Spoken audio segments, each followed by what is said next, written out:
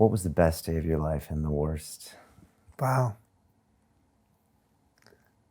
I think the best day of my life, actually, that's that's a great question. I think the best day of my life, I'm going to say something that just first came to me, which is on virtually my last day at Airbnb full time, 4 years into it. Weirdly enough, the timing was we had what's called one Airbnb, which is we brought all of the employees around the world together. So for a company that when I started with them 4 years earlier had 250 people maybe in the company, at that point had 3,000 employees 4 years later. And we had a dinner on the third night, the last night of this 3-day sort of love fest of the company. And Brian asked me to give sort of a keynote address at the end of dinner. So now everybody's been drinking, having a good time. It's the end of 3 days. And Brian gets up there and just says some beautiful words about me and gave me the opportunity to get up. And as he said it, Chip's giving his own graduation commencement speech because he's graduating from us. He's no longer going to be a full-time employee. He's just going to be an advisor.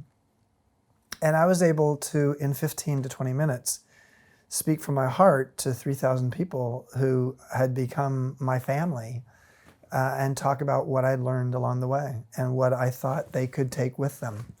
So that was a great day just because I could feel the sense that I could distill the wisdom that I'd built over the course of time and could pass it on. But also, Khalil Gibran in the book The Prophet said, work is love made visible. And that was the first thing I said when I got there. I had nothing planned. I just knew I'm just going to talk. And the first thing I said is, this place has reminded me of this quote, work is love made visible. And by the end of my talk, 15, 20 minutes later, probably 80% of the people had been crying. And there was a sense of like, wow, there's something powerful here. Not just in this company, but in the relationship of this old guy who's had an effect. So I haven't really talked about that a lot. I actually finished my book talking about that, but I don't really talk about it very much. So thanks for reminding me. Was it time to go? Is that why you left? Yeah, it was. I was burnt. I was starting to have the early stages of prostate cancer, but didn't know I had it yet. I was. Remember, I joined for 15 hours a week, and quickly it became 15 hours a day. I still had a full life. I wasn't looking for a job. So it was hard to juggle my life, and I felt like the work that I needed to do had been done. And from that point forward, I felt like my best role is not to be literally helping run, steer the rocket ship with them, but it's to just be an advisor. Right. The rock was set. Yeah. So you let it go. Exactly. Right. Worst day of my life, I would say when I found out my friend Chip, who was almost like my spiritual advisor and who's my insurance agent and one of my closest friends, I was about to give a speech, weirdly enough, in St. Louis, which is 4 months later where I actually died. I was in St. Louis. I'm not in St. Louis all that much, but 4 months earlier, 5 minutes before going on stage to give a very large speech, I got a call from Chip's boss and found out he'd committed suicide.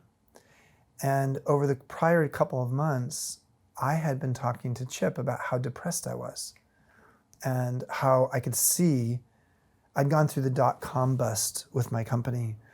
We were by far the largest independent hotel company in California, but way big in Northern California, in the Bay Area, and the dot-com bust just basically killed the Bay Area.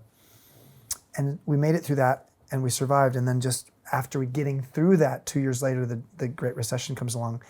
And then, early 2008, we could see it because the hotel industry basically feels the effects of a recession faster because people cut back on travel spending. So I could see that this was going to be a very punishing recession, much more so than people were predicting. And I didn't want to be doing this anymore. I was ready to take off my name tag that said I'm the founder and CEO of Joie de Vivre, and I wasn't feeling much joy of life. And so Chip was the person who was helping me through that time. And I had no idea that he was going through his own difficult time. He had a wife and 2 kids, and he committed suicide. And I found out in a depressed state myself, right before giving a speech on stage about joie de vivre and about how to create self-actualization in your life. And so over the next 3 or 4 months, everything that could go wrong did go wrong in my life, leading me to that flatline experience. And I lived through that experience. But over the course of that Great Recession, I had 5 friends commit suicide. 3 of the 5 entrepreneurs who had basically seen their self-worth as their net worth. And they, as their companies cratered, their sense of identity did as well. And as such, they took their lives.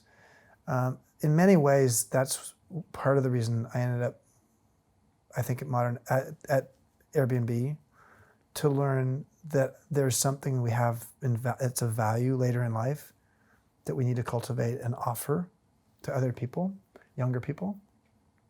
It's part of the reason why the Modern Elder Academy is something, it's a social enterprise. 60% of the people coming are on scholarship. I don't make a dime.